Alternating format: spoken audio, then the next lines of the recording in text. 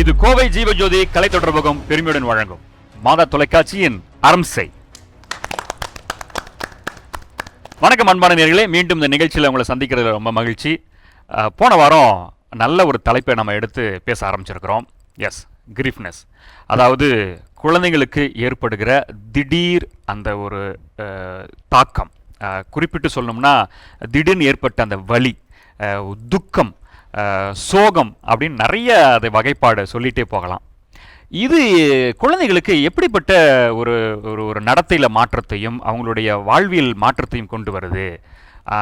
அது பெற்றோர்கள் அதை எப்படி சமாளிக்க முடியும்? இல்லை பெற்றோர்களுக்கே ஏற்படுகிற இப்படியான திடீர் தாக்கம், திடீர் சோகம், திடீர் துக்கம் எப்படி அவங்களுடைய குழந்தை வளர்ப்புலையும் அந்த மாற்றத்தை ஏற்படுத்துது அப்படின்றதான் நாம் பேச ஆரம்பித்தோம். ரொம்ப அழகாக அந்த டாபிக் பேச ஆரம்பித்ததில் இங்கே குழுமி இருக்கிற இந்த சிறப்பான அந்த வல்லுநர்கள் வைத்து தான் அதை பேச ஆரம்பித்தோம். போன வாரம் என்ன பேசணுன்றத நம்ம ஒரு சின்ன ரீகேப்ல பார்த்துட்டு வந்துடலாம்.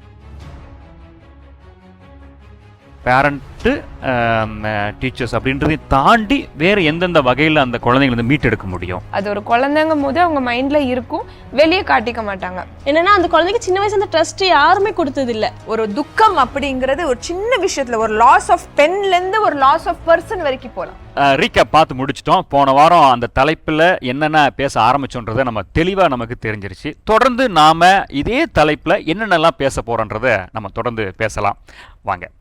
ஸோ இப்போ பியர்ஸ் தாண்டி பியர்ஸ் ப்ளஸ் பர்சனலாகவுமே நமக்கு ஒரு சில விஷயங்கள் தெரிஞ்சிருக்கணும். இப்போ இந்த க்ரீஃப்லேருந்து வெளில வரணும்னா நம்ம த்ரீ சி பிரின்சிபல் அப்படின்னு சொல்லுவோம். லைக் 3 C சொல்லுவாங்க. சாய்ஸ், கனெக்ஷன், கம்யூனிகேஷன் அப்படின்னு சொல்லுவாங்க. சாய்ஸ் இஸ் லைக் நான் என்ன பண்ணணும்னு நான் டிசைட் பண்ணுறது. லைக் எனக்கு ஒரு விஷயம் கஷ்டமாக இருக்குது அப்படின்னா அதுலேருந்து எப்படி நான் மூவ் ஆன் ஆகணுன்றது எனக்கு தெரிஞ்சிருக்கும். இதுக்கு முன்னாடி எனக்கும் என் ஃப்ரெண்டுக்கு ஒரு சண்டை நடந்திருக்கும். அதை நான் எப்படி ஹேண்டில் பண்ணியிருப்பேன்னா, சரி மொதல் நாள் போய் பேசணும், அவன் பேசியிருக்க மாட்டான். 2வது நாள் நான் போய் பேசுவேன், சாரி சொல்லியிருப்பேன், பேசியிருக்க மாட்டான். 3வது நாள் திருப்பி போய் சாரி நான் திருப்பி இந்த மாதிரி பண்ண மாட்டேன்னா கண்டிப்பாக அது சரியாயிருக்கும். ஸோ அப்போ எனக்கு தெரிஞ்சிருக்கும் இது இப்படி தான் நான் ஹேண்டில் பண்ணணும் அப்படின்னு. ஸோ நெக்ஸ்ட் கம்யூனிகேஷன் பார்க்கும்போது ஒரு பிரச்சனை நடந்த உடனே ஐசோலேட் பண்ணிக்காமல் நம்மளே தனியாக வச்சுக்காமல் அதை எக்ஸ்ப்ரெஸ் பண்ணணும். நம்ம ஃப்ரெண்ட்ஸ்கிட்ட இருக்கட்டும், யார்கிட்ட அந்த பிரச்சனை நமக்கு இருக்கோ அவங்கக்கிட்ட எக்ஸ்ப்ரெஸ் பண்ணணும்.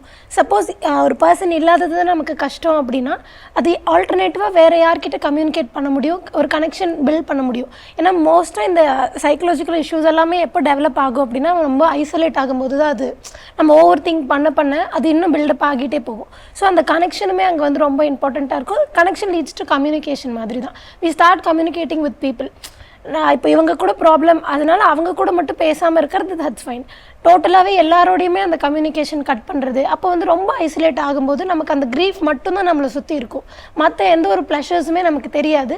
அப்போ அதுதான் நமக்கு ஒரு பெரிய, அதாவது நம்ம ஒரு சின்ன ஃப்ரெண்டு பேசாதது நமக்கு ஒரு பெரிய பேர்டனாக இருக்கும். இப்போ 4 பேர்கிட்ட கம்யூனிகேட் பண்ணும்போது ஓகே அடுத்து என்ன பண்ணலாம் அப்படிங்கிற அந்த ஒரு ஐடியா ஆட்டோமேட்டிக்காக க்ரியேட் ஆக ஸ்டார்ட் பண்ணும். இப்போ நம்ம க்ரீஃப் பற்றி பேசிகிட்டு இருக்கோம். க்ரீஃபில் இம்பார்ட்டண்ட்டான ஒரு விஷயம் 5 stages of grief. நம்ம அதை பற்றி பேசலை இன்னும். So first is denial. இது நான் ஏன் சொல்கிறேன்னா, இதை பார்க்குற பேரண்ட்ஸ்க்காக இருக்கட்டும், இல்லை அடாலசன்ட், டீனேஜர் யாராக இருக்கட்டும், அவங்களுக்கு ஒரு இன்சைட் வரும், நான் இந்த ஸ்டேஜில் இருக்கேன், இது எனக்கு இப்போ இந்த நீட் தேவை அப்படிங்கிறதுக்காக. First is denial. ஒருத்தங்க அந்த ஒரு சுச்சுவேஷனை அக்செப்ட் பண்ணிக்க மாட்டாங்க, இது அப்படி நடக்கலை, அது எப்படி இல்லை அப்படிலாம் இல்லை, அவங்க திரும்ப வருவாங்க, ஏன் இப்படி போனாங்க அப்படின்னு அந்த டினையல். And the next ஏத்துக்காம போறது. ஏத்துக்காம போறது. Next is அதெல்லாம் இல்ல இறக்கல, அவங்க இறக்கவே இல்லைங்க, நடக்கவே இல்லை. என்ன சொல்றீங்க? சும்மா சொல்றீங்க, அவங்க பக்கத்துல இருக்கும். இதுக்கெல்லாம் நான் ஃபீல் பண்ண மாட்டேன், இதெல்லாம் நான் நிறைய வாட்டி பார்த்திருக்கேன். அந்த மாதிரி அதை அக்செப்ட் பண்ண மனப்பான்மை ரொம்ப கம்மி.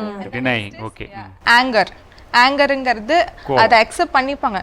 ஐயோ இவ்வளோ சீக்கிரம் நீ எப்படி என்னை விட்டுட்டு போகலாம், அது எப்படி என்னை விட்டுட்டு போகலாம், எப்படி தனியாக என்னை தவிக்க விட்டுட்டு நீ எப்படி போகலாம் அப்படிங்கிற அந்த ஸ்டேஜ். ஆங்கர், அவங்க மேலேயே கோவப்பட ஆரம்பிப்பாங்க. இல்லைன்னா அவன் இறந்ததுக்கு நான் தான் காரணம் அப்படின்னு தனக்கு மேலேயே கோவம் வரும். இந்த நெக்ஸ்ட் இஸ் பார்கெனிங்னு சொல்லுவாங்க. என்ன என் உயிரை வேணா எடுத்துக்கோ, அந்த உயிரை கொடுத்துரு அப்படிங்கிற மாதிரி கடவுள்கிட்ட பார்கெயின் பண்ண ஆரம்பிப்பாங்க. இப்போ எப்படி நம்ம காய்கறி வாங்குறப்ப பார்கெயின் பண்ண, கடவுள்கிட்ட இவனை வேணா எடுத்துக்கோ, இவனை கொடுத்துரு, என்ன வேணா எடுத்துக்கோ, இவனை கொடுத்து அந்த மாதிரி பார்கெயின் பண்ண ஆரம்பிப்பாங்க. இவனுக்கு எப்படி நடக்குது அந்த மாதிரி பார்கெயின் பண்ண ஆரம்பிப்பாங்க. Next is depression. இந்த ஸ்டேஜில் அவங்க அக்செப்ட் பண்ண ஆரம்பிப்பாங்க. தேல் அக்செப்ட் இட். கொஞ்சம் கொஞ்சமாக ஓகே இதுதான் ரியாலிட்டி அப்படின்னு அக்செப்ட் பண்ண ஆரம்பித்தா தான் அந்த இன்டென்ஸ் எமோஷன் வெளியே வரும். அப்போ தான் இந்த டிப்ரெஷன் ஸ்டேஜ் அப்படிங்கிறது வரும். It's not like exactly depression, that stage is depression. அந்த எமோஷன்ஸ், அந்த அழுகை வரும், அந்த தனிமைப்படுத்துறது எல்லாமே அந்த ஸ்டேஜில் தான் வரும். அண்ட் கடைசி ஸ்டேஜ் இஸ் அக்செப்டன்ஸ். அக்செப்ட் பண்ணிப்பாங்க, இதுதான் நம்ம, இனி இதை தாண்டி நம்ம எப்படி வரணுங்கிறத பார்க்கணும் அப்படிங்கிறத அக்செப்ட் பண்ண ஆரம்பிச்சுப்பாங்க. அண்ட் அதே ராஸ் அப்படின்னு சொல்லுவாங்க, அவங்களோட மாடல் இது எப்படி வரும்னா இப்படி வரும்னு சொல்லுவாங்க. ஸோ ஃபர்ஸ்ட் ஸ்டேஜ் நம்ம நீங்கள் சொன்ன மாதிரி like you know first second stage அந்த தேர்டு ஸ்டேஜ் நம்ம இங்கே பார்கெனிங் வரும் பார்த்தீங்களா, நீ இல்லை நான் அப்படிங்கிற வரைக்கும் குழியில இருக்கும். அதுக்கப்புறம் மேலே போகும் டிப்ரெஷன், அக்செப்டன்ஸ் தான் மேலே போகும். ஸோ நீங்கள் டிப்ரெஷனுக்குள்ளே வர ஸ்டேஜில் தான் நம்ம அழகாக இமோஷன்ஸை நம்ம ரிலீஸ் பண்ணிட்டோம்னா டப்புன்னு அக்செப்ட் ஆகி ரோடுக்கு போயிடுவான், இல்லைன்னா குழியில தான் இருப்பான். அந்த டயக்ராம் பார்த்தீங்கன்னா கூப்லர்-ராஸ் மாடலில் இப்படி தான் இருக்கும். ஸோ 1 2 3 4 5 அந்த 3யை நம்ம அப்படியே விட்டோம்னா குழியில தான் இருப்பான். மேலே கொண்டு வரணும். ஆனால் நிறைய டைம் என்ன ஆகும்னா 3லேயே எல்லாரும் ஸ்டாப் பண்ணிடுவோம். நமக்கே ஒரு ஏதாவது பிரச்சனை வந்துச்சுன்னா அப்படியெல்லாம் இல்லை, கோவம் வரும், அது வரும், அதோடு விட்டுருவோம். நம்ம அந்த டிப்ரெஷன் போது அப்படியெல்லாம் எதுவும் இல்லை, ஒன்றும் நடக்கல, நான் நல்லா தான் இருக்கேன், எப்படி இருக்கேன், நான் நல்லா தான் இருக்கேன், ஒன்றும் இல்லை, ஓகே பரவாயில்ல, இட்ஸ் ஓகே அப்படின்னு போயிட்டே இருப்பேன். அந்த 4க்கு டச்சே பண்ண மாட்டோம். அப்போ என்ன ஆகும், இந்த 1 2 3 திருப்பி ஒரு பிரச்சனை வருது, 1 2 3 1 2 3 அக்யூமுலேட் ஆகி 4க்கே டச் ஆகல, எல்லாம் ஒரு நாள் டம்மாலன்னு வெடி பர்ஸ்ட் அவுட், எமோஷனல் நம்மளே ஏமாத்திட்டு தான் இருக்கிறோம். எனக்கு பிரச்சனை இல்லை, நான் நார்மல், ஏன்னா எனக்கு ஒரு ப்ராப்ளம் வந்து எனக்கு ஃபேஸ் பண்ண தெரியும். ஆனால் எனக்குள்ளே இருக்கிற அந்த இன்டர்ன் ப்ராப்ளம் வந்து நான் வெளியில் வந்து எக்ஸ்பிரஸ் பண்ணல, அது வந்து நான் சார்ட் அவுட் பண்ணலை. ஆனால் நான் வந்து என்னையே ஏமாற்றிட்டு இருக்கேன். நான் வந்து இந்த ப்ராப்ளம் நான் முடிச்சிடுறேன் ஏமாற்றி கடைசி மேம் சொன்ன போது கடைசி ஒரு நாள் இதெல்லாம் சேர்த்தோன்னு. ஸோ சொல்யூஷன் சுற்றி பார்க்கும்போது ஒரு பிரச்சனை, நான் கவலையாக இருக்கேன் இல்லை எனக்கு கஷ்டம் இருக்குது அப்படின்னா அது குழந்தையா இருந்தால் கூட பார்த்துக்கிறவங்க கண்டிப்பாக அந்த குழந்தைய கேர் பண்ணணும். கேர் பண்ணுறது வந்து சாப்பாடு கொடுக்குறேன் வாங்கி கொடுக்குறதுங்கிறது மட்டும் இல்லாமல் அவங்க இன்னர் ஹெல்த் எப்படி இருக்குது, அவங்க எப்படி யோசிக்கிறாங்கிறதையும் சேர்த்து, பெரியவங்களாக இருந்தால் ஆட்டோமேட்டிக்காக பக்கத்தில் நம்புகிற ஒரு பர்சனை கிட்ட, அது பேரண்ட்ஸாக இருக்கலாம், மேபி ஃப்ரெண்ட்ஸாக இருக்கலாம், அவங்கக்கிட்டேயும் ஷேர் பண்ணணும். அது மூலியமாக மட்டும்தான் இது ஓப்பன் அப் ஆகும், அதுக்கான சொல்யூஷன் நம்ம கொண்டு வர முடியும். இல்லை அப்படின்னா கடைசி வரைக்கும் ஒன்றா தன்னைத்தானே செல்ஃப் ஹார்ம் பண்ணுறது, இல்லை நம்மளை ப்ளேம் பண்ணுறது, இல்லை எதுலேயுமே டெவலப் ஆகாமல் இன்னும் அதே ஸ்டேஜில் இருக்கவங்களும் இருக்காங்க. இந்த டிப்ரெஷன்னாலேயோ இந்த க்ரீஃப்னாலேயும் எதுக்குமே இன்வால்வ் ஆகாமல், தன்னை டெவலப்பும் பண்ணாமல் அப்படியே அதே ஸ்டேஜில் ஓகே எனக்கு எதுவுமே இல்லைப்பா அவ்வளோதான் அப்படின்னு உட்கார்ற கேரக்டர்ஸும் இதில் டெவலப் ஆகும். ஸோ விதிப்படி நடந்துச்சு, இது நடக்கணும்னு நடந்துச்சு இப்போ அப்படியே வந்துட்டு போவோம், காலை ஓரத்தில் இப்படியே முடிச்சுட்டு போயிடலாம் அப்படின்ற எண்ணத்தில் கூட இருக்கிறாங்க. அண்ட் இவங்க சொன்ன மாதிரி தான் குவாலிட்டி டைம் அப்படிங்கிறது இப்போ இருக்க பேரண்ட்ஸ் என்ன பண்ணுறாங்க, குவாலிட்டி டைம் நம்ம கொடுக்கணும் அப்படின்னு அதுக்குன்னு ஒரு மணி நேரம் ஒதுக்கிக்கிறாங்க. ஒதுக்கி என்ன பண்ணுறாங்க, சரி இது வர அப்படின்னு சொல்லி இவங்க ஃபோன் நோண்டிட்டு இருக்காங்க. அது இருக்கு, அது இருக்கக்கூடாது, குவாலிட்டி டைம் தானே அப்படின்னு உட்காந்துக்கிறாங்க. நோ, நீ இதை கலர் பண்ண, நான் இதை கலர் பண்ணுறேன், இதுக்கு என்ன கலர் அடிக்கலாம் அப்படின்னு அந்த கம்யூனிகேஷன், ஓப்பன் கம்யூனிகேஷன் இருக்கணும். அதுக்கு பேர் தான் குவாலிட்டி டைம். மீனிங்ஃபுல் டைமுங்கிறது அதுதான் மெயின் இம்பார்ட்டண்ட்டாக நம்ம வந்து அந்த பேரண்ட்ஸ் வந்து இந்த குழந்தைங்களுக்கு கொடுக்கணும். நேயர்களே, ஒரு சிறிய இடைவெளிக்கு பிறகு மீண்டும் சந்திப்போம். இது மாதா தொலைக்காட்சியின் அரம்சை. Welcome back. இது மாதா தொலைக்காட்சியின் அரம்சை. தொடர்ந்து நிறைய பேச போறோம், வாங்க. நம்ம இப்போ மெயினாக பார்த்தீங்கன்னா இந்த ஹோல் திங், இந்த துக்கம் அப்படின்னு ஏன் நம்ம இதை எடுத்தோம் அப்படின்னு சொன்னால், எப்போவுமே துக்கம் அப்படின்னு சொல்லும்போது பெரியவங்களுக்கு தான் துக்கம், குழந்தைங்களுக்கு இந்த துக்கம்ங்கிறது இருக்காது. இருந்தாலும் அவங்க சின்ன வயசு அப்படியே மறந்துடுவாங்க, அதை அப்படியே கடந்து போயிடுவாங்க அப்படிங்கிற ஒரு ஃபீலிங்கில் தான் நாங்கள் எல்லாருமே இது வரைக்கும் யோசிச்சுட்டு இருந்திருப்போம். கண்டிப்பாக நீங்களும் அதை யோசிச்சுட்டு இருந்திருப்பீங்க. ஸோ ஏன் நம்ம ஸ்பெசிஃபிக்காக இதை எடுத்திருக்கோம் அப்படின்னு சொன்னீங்கன்னா, துக்கம் அப்படிங்கிறது வேறு வேறு ஏஜ் குரூப்பில் வேறு விதமாக அவங்க சொல்லுவாங்க. ஸோ அவங்க சொன்ன மாதிரி 2 வயசுலேருந்து 6 வயசு குழந்தைங்க பார்த்தீங்கன்னா அவங்கங்கிறது துக்கம்ங்கிறது ஒரு வேறு விதமாகவும், 6லேருந்து 10 வயசு வேறு விதமாகவும், 12லேருந்து 18 வயசு பார்த்தீங்கன்னா இந்த 3 குரூப்ங்கிறது வேறு விதமாக துக்கம்ங்கிறது காமிக்கும். ஸோ நம்ம அந்த சைன்ஸ் அண்ட் சிம்டம்ஸை ஒரு பேரண்ட்டாக கண்டிப்பாக நம்ம அதை கொஞ்சம் ஒப்சர்வ் பண்ணணும். மெயின்ங்கிறது தூக்கம் டிஸ்டர்ப் ஆகுது, சாப்பாடு சரியாக சாப்பிட மாட்டேங்கிறாங்க, இல்லைனா கம்மியாக சாப்பிட்றாங்க, இல்லைனா அதிகமாக சாப்பிட்றாங்க. 3வது பார்த்தீங்கன்னா ஐசோலேஷன், அந்த இடத்துக்கு நான் வரமாட்டேன், நான் தனியாக இருக்கிறேன், இந்த 3ங்கிறது காமனான ஒரு சிம்டம். 4வது சில நேரத்துக்கு அவங்க அப்படியே நார்மலாக இருக்கலாம், சந்தோஷமாக விளையாடிட்டு இருக்கலாம், அப்புறம் சடனாக அவங்களுக்கு அந்த யோசனை திருப்பி வரும். அதனால் அவங்க கொஞ்ச நேரம் விளையாடுறத நம்ம நார்மலாக எடுக்க முடியாது, நம்ம கொஞ்சம் வாட்ச் பண்ணிகிட்டே இருக்கணும். இந்த மாதிரி ஏதாவது ஒரு துக்கமான ஒரு விஷயம் அப்படின்னு நம்ம சொன்னோம், இப்போ நடந்திருக்கு அப்படின்னு சொன்னீங்கன்னா கண்டிப்பாக நெக்ஸ்ட் ஒரு 3 மாதத்துக்கு க்ளோஸாக ஒப்சர்வ் பண்ணுங்க. இப்போ இன்னைக்கு டெத்து நடந்திருக்குதுன்னா கண்டிப்பாக ஒரு ஃபஸ்ட்டு 15 நாளைக்கு அந்த ஒரு ஃபஸ்ட்டு 7 days சொல்லுவோம், அது இமீடியட் டிப்ரெஷன், அது நார்மல், அது எல்லாருக்குமே வரும், சோகம் இருக்க தான் செய்யணும். அதுக்கப்புறம் இன்னொரு 7 நாள் தான் நம்ம கண்டிப்பாக அந்த டிப்ரெஷன்லேருந்து எக்ஸெப்டன்ஸ்குள்ளே முடிச்சிடணும் நம்ம சொன்ன அந்த சைக்கிளில். அந்த 15 நாளுக்கு மேலே நமக்கு போகுது, கண்டிப்பாக 3 மாதத்துக்கு அப்புறம் இன்னும் எனக்கு ரொம்ப அழுகை வருது அந்த பர்சன் பற்றி நான் சொன்னேன்னா கண்டிப்பாக அவங்கனால இன்னும் சார்ட் அவுட் பண்ணலன்னு அர்த்தம். They need immediate help. அந்த 15வது நாள் வரைக்கும் நீங்கள் விடலாம், 30வது நாள் கூட நீங்கள் விடலாம். 30வது நாள் தாண்ட நீங்கள் கொஞ்சம் வாட்ச் பண்ணிகிட்டே இருங்க.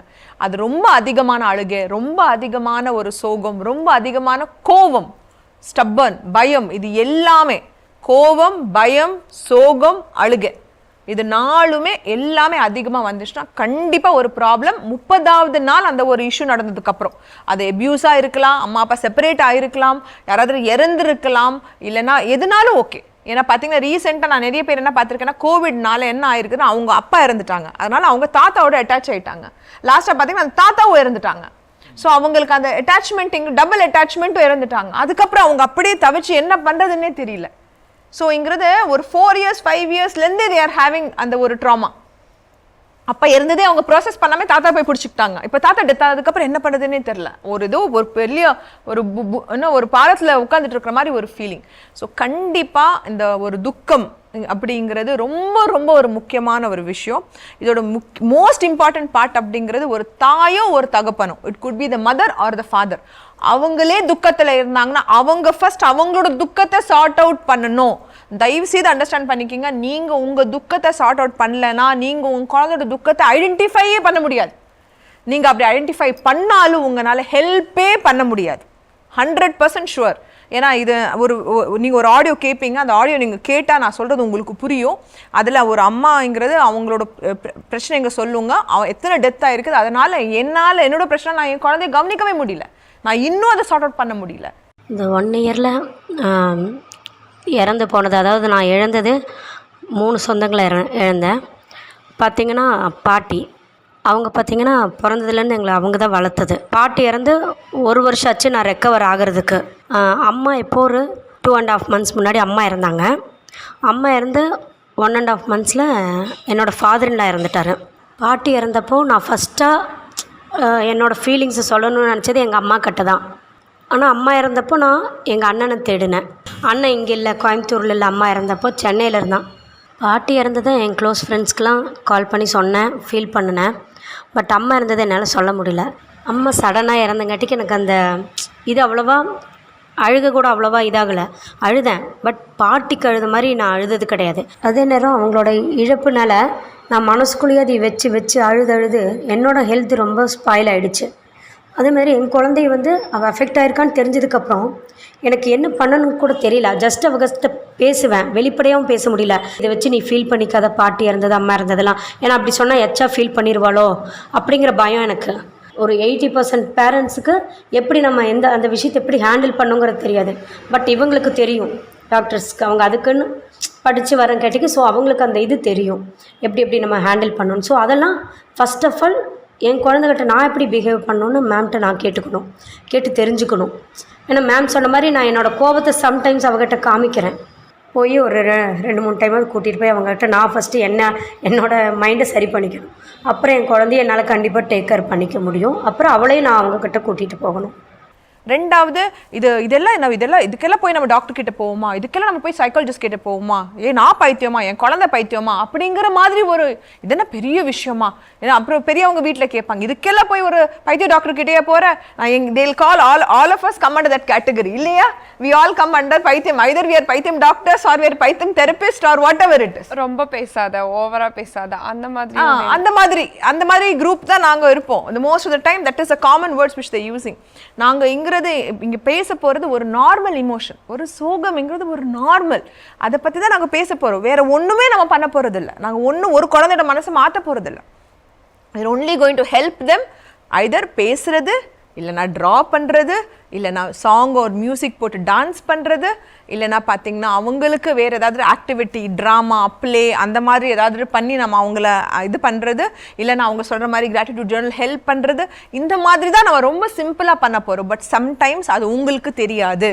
ஒரு பேரண்ட்டாக உங்களுக்கு அதில் எக்ஸ்பர்ட் இல்லை. இவங்க எல்லாம் அதை ஒரு 3 வருஷம் 5 வருஷம் படித்து அதுக்கு ஸ்பெஷலைசேஷன் பண்ண மக்கள்.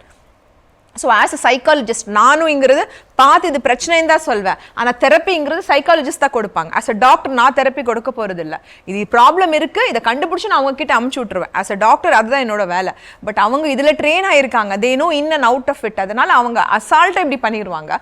அண்ட் ரெண்டாவது முக்கியமான விஷயம் என்ன பண்ணுவாங்கன்னா நமக்கு சொல்லுவாங்க. ஆஸ் அ பேரண்ட் ஒரு தாய் ஒரு தகப்பன் கிட்ட இப்படி பண்ணுங்க இப்படின்னு சொல்லும்போது it will be more better for us. And நமக்கும் ஒரு நல்ல ஐடியா கிடைக்கும். ஏன்னா நம்ம குழந்தைங்க உங்களோட மனசு ஃபிசிக்கல் எப்படி நீங்கள் ஒரு சளி காய்ச்சல் வந்தால் கடிகடான்னு கொண்டு போய் டாக்டர் கிட்டே போகிறீங்க இல்லைங்களா, நைட் 24 மணி நேரம் ஓப்பனாக வச்சுருக்கோம்ல ஒரு ஹாஸ்பிட்டலில், அங்கே எமர்ஜென்சிக்கு போகிற மாதிரி இதையும் ஒரு முக்கியத்துவம் கொடுத்து இதையும் நீங்கள் கொண்டு போய் ஒரு டாக்டரோ ஒரு சைக்காலஜிஸ்ட் கிட்டேயோ கண்டிப்பாக காமிங்க அப்படிங்கிறது என்னோட வேண்டுகோள்.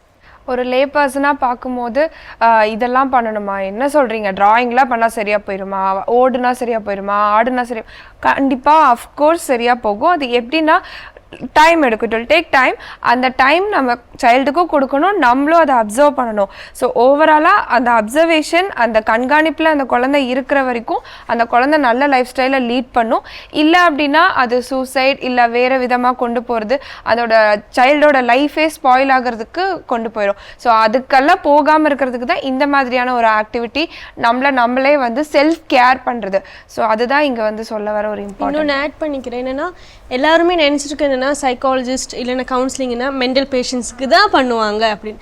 ஸோ ஃபஸ்ட்டு வந்து எல்லாருமே இப்போ பேரண்ட்ஸாக இருக்கட்டும், டீச்சர்ஸாக இருக்கட்டும், குழந்தைங்களா இருக்கட்டும், வாட் இஸ் கவுன்சிலிங், கவுன்சிலிங் என்னது, இல்லைன்னா சைக்கோ தெரப்பி, எல்லாருக்குமே கவுன்சிலிங் பண்ணலாம்.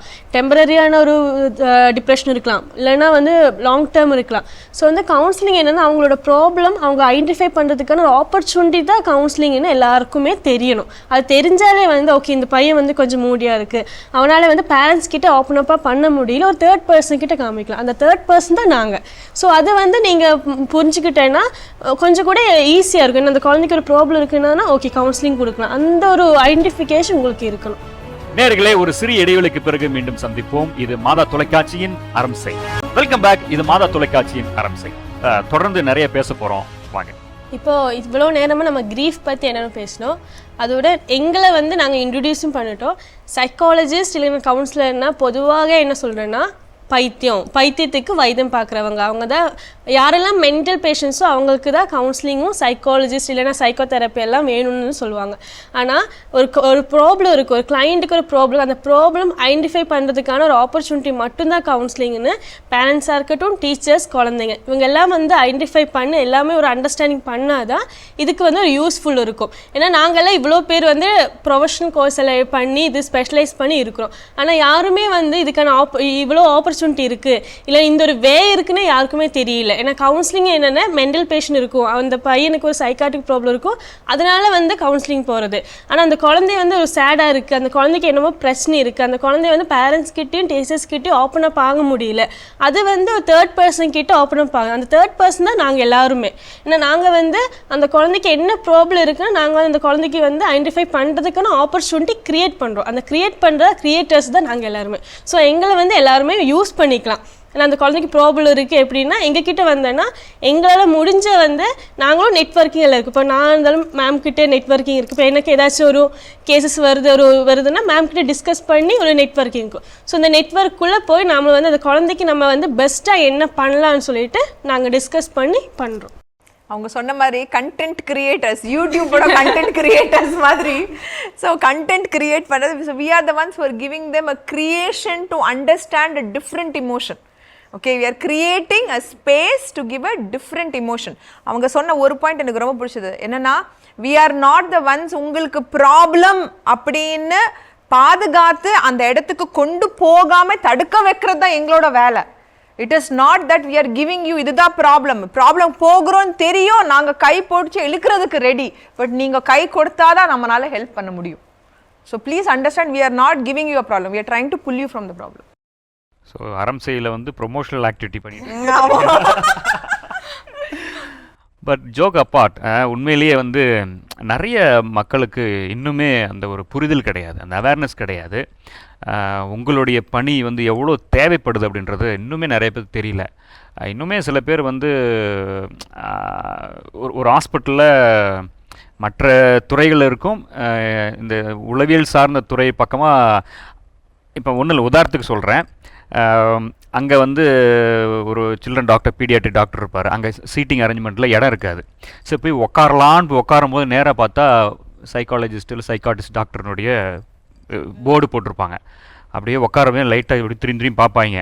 என்னடானா இந்த டாக்டருக்கு முன்னாடி போய் நம்ம போய் பார்க்க வேண்டிய டாக்டர் அங்கே, ஆனால் இங்கே போய் உக்காந்தா பார்க்குறவன் என்ன நினைப்பான் அப்படின்னு நிறைய அப்படிப்பட்ட ஒரு இந்த இடத்துல நீங்கள்லாம் வேலை செய்கிறதெல்லாம் ரொம்ப பெரிய விஷயம்.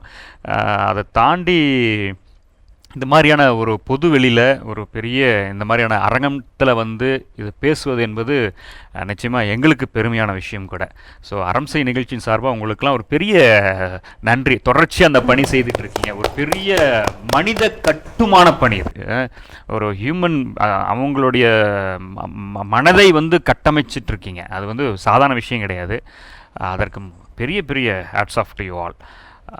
அன்பான நேயர்களே, உண்மையிலேயே இந்த நிகழ்ச்சி அதான் நாங்கள் அந்த டாப்பிக்கு வந்து கன்சிடர் பண்ணிடுறோம்.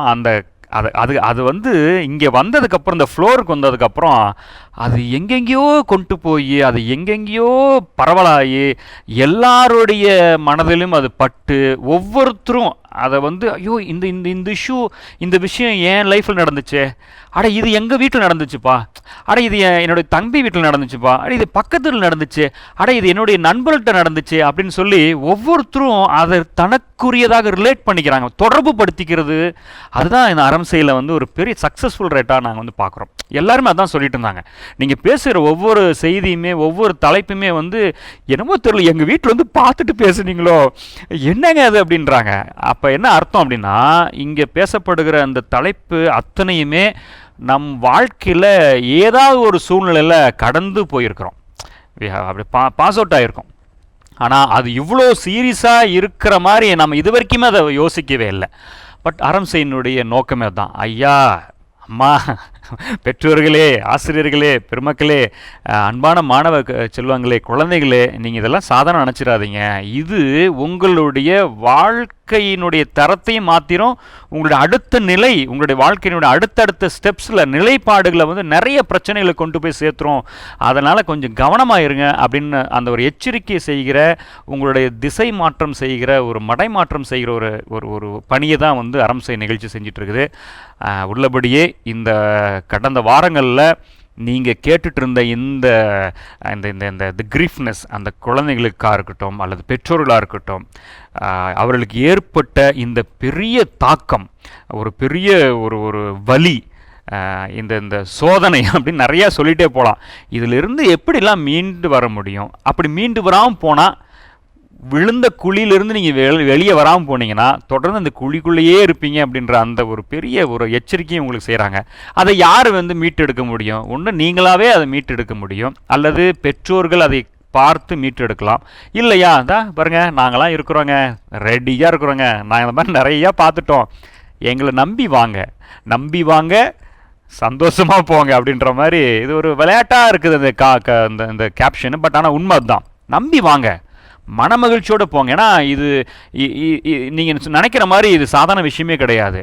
உங்களுக்கு திடீர்னு ஏற்படுகின்ற இந்த துக்கம் நாளடைவில் அது அப்படியே வளர்ந்து அது ஒரு ஒரு வைரலாக ஆகி கடைசியில் என்ன ஆகுதுன்னா, அது வந்து உங்களை வந்து ஸ்ட்ரெஸ்ஃபுல் லைஃபுக்கு போய் மன அழுத்தத்துக்குள்ளே போய் கடைசியில் அது வாழ்க்கையை முடித்து கொள்கிற ஒரு நிலைக்கும், நம்மளுடைய மனமே வந்து ஒரு மாதிரி வேறு மாதிரி திங்க் பண்ணுறதுக்கும் போகிற மாதிரி ஒரு சூழ்நிலை அமைஞ்சு போயிடும். அதனால் ஆரம்ப நிலையிலே இதை பார்த்துருங்கன்னு சொல்லி இந்த நிகழ்ச்சியில் நாங்கள் உங்களுக்கு அன்பாய் வேண்டி கேட்டுக்கொள்வது. அப்படி இது ஏதாவது இப்போ நம்ம பல வாரங்களில் பேசிட்டு இருந்த விஷயங்கள் ஏதாவது உங்கள் வாழ்க்கையில் நடந்ததா, உங்கள் குடும்பத்தில் நடந்த மாதிரி இருந்தால், உங்கள் குழந்தைகள்கிட்ட இந்த மாதிரியான ஒரு ஒரு ஒரு விஷயங்களை நீங்கள் பார்த்தீங்கன்னா, ஆசிரியர்களே நீங்கள் உங்கள் மாணவர்கள்ட்ட பார்த்தீங்கன்னா, தயவு செய்து நீங்கள் இதை வந்து ஒரு கொஞ்சம் கவனம் கொண்டு பக்கத்தில் இருக்கிற சைக்காட்டிஸ்ட்டு இது மாதிரியான குழந்தைகள்கிட்டே ஈடுபடுகிற, அவங்களுடைய லைஃப் ஓரியன்டாக அவங்க கூடவே இருக்கிற அந்த மாதிரியான நிபுணத்துவம் வாய்ந்த வல்லுநர்கள்ட்ட நீங்கள் கொண்டு போய் சேர்த்துங்க, இல்லை பாருங்கள்.